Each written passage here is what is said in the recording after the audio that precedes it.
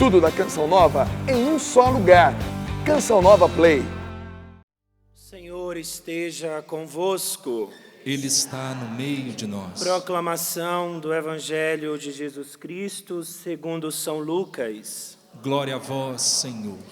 Naquele tempo, Jesus contou aos discípulos uma parábola para mostrar-lhes a necessidade de rezar sempre e nunca desistir, dizendo: numa cidade havia um juiz que não temia a Deus e não respeitava homem algum. Na mesma cidade havia uma viúva que vinha à procura do juiz pedindo: faze-me justiça contra o meu adversário. Durante muito tempo, o juiz se recusou. Por fim, ele pensou: eu não temo a Deus e não respeito homem algum, mas esta viúva já me está aborrecendo. Vou fazer-lhe justiça para que ela não venha agredir-me. E o Senhor acrescentou: escutai o que diz este juiz injusto. E Deus não fará justiça aos seus escolhidos, que dia e noite gritam por ele? Será que vai fazê-los esperar? Eu vos digo que Deus lhes fará justiça bem depressa. Mas o Filho do Homem, quando vier, será que ainda vai encontrar fé sobre a terra? Palavra da salvação. Glória a vós, Senhor.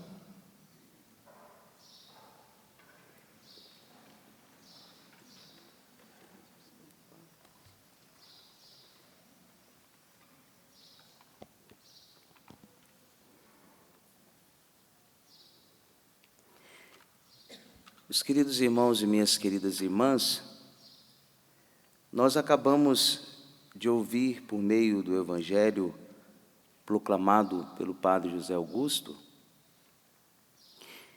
a imagem da longa paciência de Deus. E quando as Sagradas Escrituras diz que Deus ele faz justiça, significa que Deus coloca as coisas em ordem. Ele restaura, ele inaugura um novo tempo. O primeiro convite da liturgia, por meio de uma pergunta: o que na minha vida ainda não está em ordem? E aí o Evangelho, Jesus utiliza-se de uma prática processual em vigor naquela época, e aparece no Evangelho a pobre viúva, que, à morte do marido, ficou privada do amparo social. Agora, sem dinheiro, sem direito, ela deve confiar na honestidade do magistrado.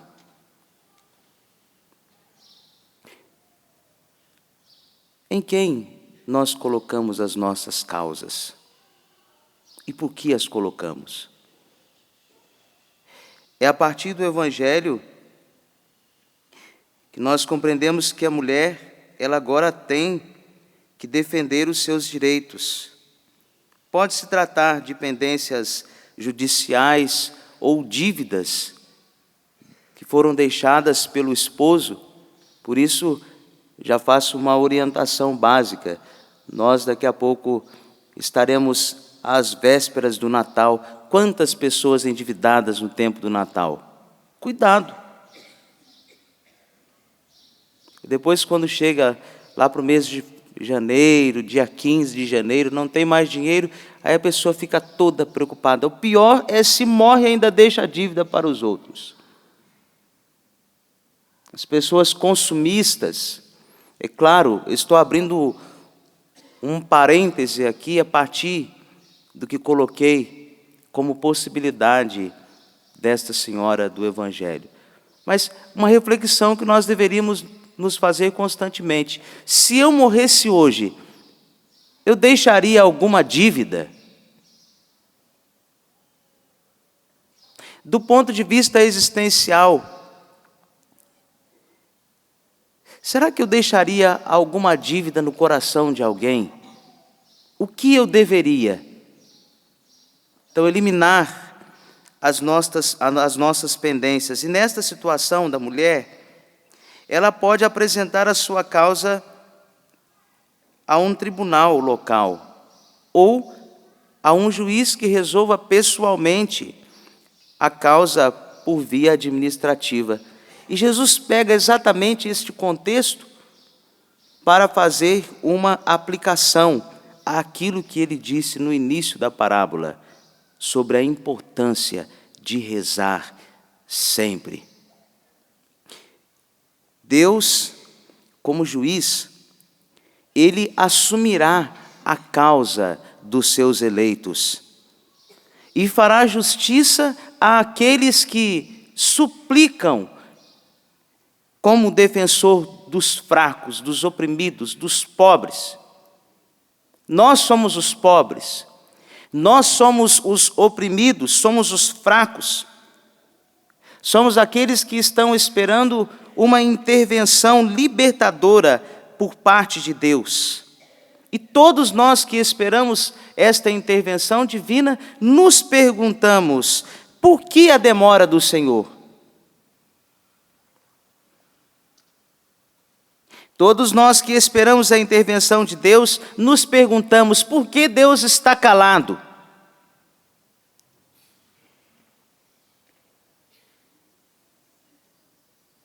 E o Evangelho nos ajuda também a compreender que estas duas perguntas, elas atormentam os justos oprimidos na história do povo de Deus. Do livro do Gênesis ao Apocalipse, os escolhidos de Deus se perguntam: por que o Senhor demora? Por que Deus, ele fica calado diante de algumas situações? E no Evangelho de São Lucas, toda a interrogação acerca do silêncio de Deus compreende-se sobre a vinda do Filho do Homem. Uma terceira pergunta: quando o Senhor voltará? Para exercer definitivamente a sua justiça. E é a partir disso que Jesus dá o ensinamento sobre a oração. A mulher que aparece, esta viúva do Evangelho, é um modelo da perseverança, da insistência. A carta de Tiago diz que nós não recebemos porque nós pedimos mal. A primeira coisa que nós deveríamos fazer: Senhor, iluminai-me o que é essencial diante de todas as minhas necessidades. E a partir desta realidade que é essencial, insistir com perseverança, esperar com firmeza a fidelidade do Senhor que virá a seu tempo, para responder às nossas orações. Certa vez eu ouvi de um dos diretores espirituais que tive: a oração é lembrar o coração aquilo que jamais ele poderia se esquecer. Então, todos os dias, ter a coragem de lembrar o coração aquilo que é essencial. E não se perder no meio de tantas coisas, de tantas situações. E esta mulher do Evangelho compreendeu que para confiar com perseverança no juiz, e aqui o ensinamento que eu e você também devemos ter de modo claro, é necessário o afastamento da cultura barulhenta. Nós somos incapazes de ficar em silêncio e por isso não experimentamos este juiz que vem e que age na nossa vida também em silêncio. O silêncio, ele favorece o reconhecimento de Deus, não como um Deus que vem vingar-se. Basta olhar nas nossas assembleias litúrgicas, constantemente o barulho exterior, um celular que toca, uma criança que traz um brinquedo para a missa. Não tem que trazer brinquedo para as crianças na hora da missa. A criança é capaz de compreender que veio rezar. Um cachorro que passa, alguém que faz um barulho num banco, uma bolsa que cai, uma chave, uma água. Nós estamos envolvidos por uma cultura barulhenta. E aí o Evangelho nos ajuda a compreender que o silêncio de Deus não é ausência. Muito pelo contrário, o silêncio de Deus é presença ativa. Santo Agostinho, ao falar no tratado sobre a graça, sobre a perseverança, ele diz que, por meio do silêncio divino, como perseverar quando Deus está em silêncio? Você reza, e dizem lá na minha terra, em Cruzília, parece-me que quanto mais você reza, eu não disse nada, foram vocês que disseram, então não vão dizer por aí que é frase do padre, não é minha, vocês é que disseram isso daí. Mas parece que nós somos o tempo todo bombardeados. Como perseverar quando Deus permanece em silêncio? Numa situação financeira, por exemplo, a Canção Nova tem gritado mês a mês, parece-me que Deus está em silêncio. Talvez você está na mesma situação que a Canção Nova. Numa situação afetiva, você grita, parece que Deus não faz nada. Uma situação familiar, uma situação com os filhos, com a esposa, com o esposo, com a sogra, com a nora. Meu Deus do céu, como perseverar no aparente silêncio de Deus? Santo Agostinho. Por meio de uma oração completa. Aquela oração que é capaz de pedir, de louvar, antes e acima de tudo, agradecer. Porque Deus não pode nos dar aquilo que é ruim. Esta oração que faz com que o homem não seja inspirado pelo egoísmo, pelo desejo de possuir, pela sede do poder, mas é aquela oração que gera gratuidade, pelo desejo de amar e de servir, sendo luz na escuridão do mundo, perseverando até o fim no amor a nosso Senhor Jesus Cristo. E que duro, as pessoas que são fiéis a vida inteira, afirma Santo Agostinho, e por muitos anos, mas no momento antes da morte, veio a perder a fé. Porque tem pessoas que pensam que uma enfermidade, por exemplo, câncer, AIDS, que leva à morte, a pessoa pensa que isso é contra a salvação dela. É isso que Santo Agostinho está dizendo. Foi fiel a vida inteira, eu não sei o que te espera na hora da morte. Mas o salmista disse: espera no Senhor e tem coragem, espera no Senhor. Se você já perseverou na sua oração até agora, peça a Deus: livrai-me, Senhor, da tentação na hora da minha morte. E qual é a tentação? Afastar-se de Deus. Naquele último segundo, naquele último momento.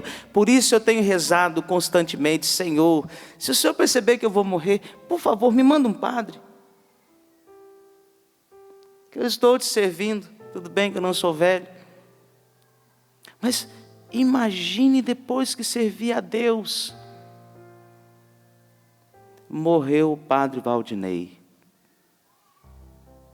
Foi para onde, padre? Eu tenho rezado. Quantas pessoas eu tenho encontrado na hora da morte, naquele momentinho da morte.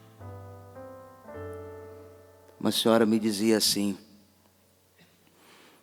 numa situação, quando cheguei na casa dela para fazer a visita: padre, eu esperei por esse momento há 20 anos.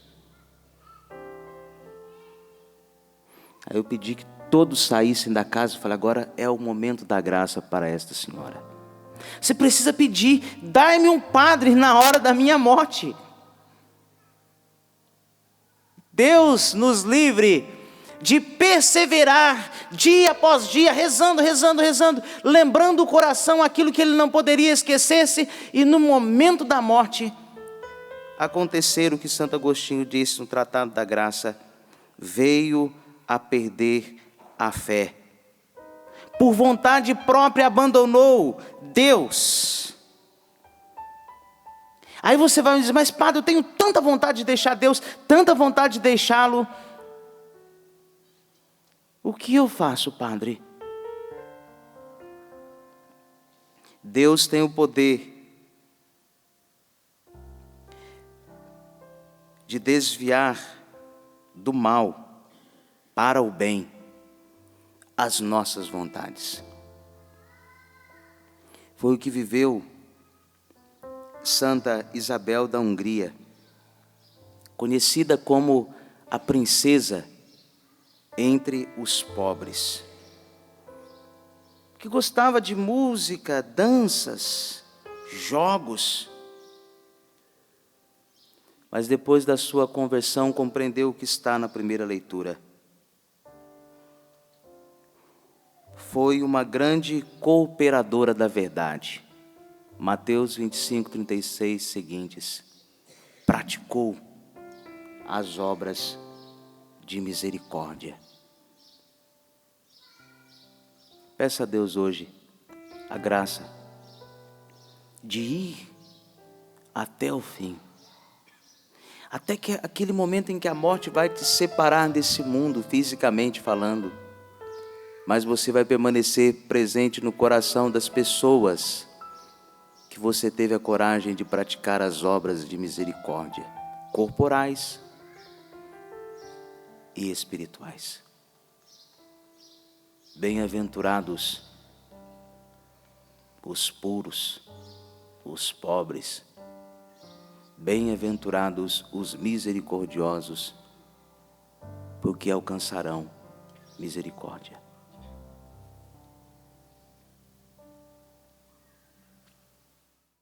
Tudo da Canção Nova em um só lugar. Canção Nova Play.